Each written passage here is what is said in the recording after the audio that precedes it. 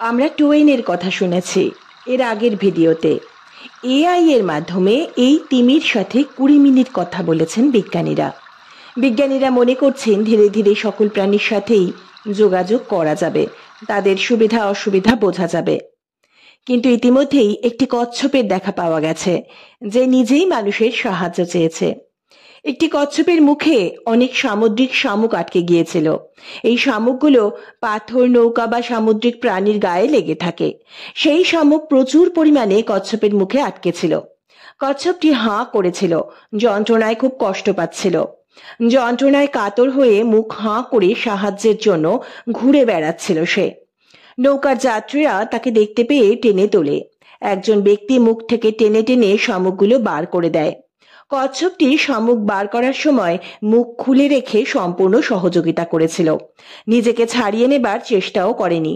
তার মুখ থেকে শামুক বার করে তাকে আবার সমুদ্রে ছেড়ে দেওয়া হয়। তাহলে ভাষা না বুঝলেও ভাবের আদান প্রদানের মাধ্যমে অনেক কিছু বোঝা যায়।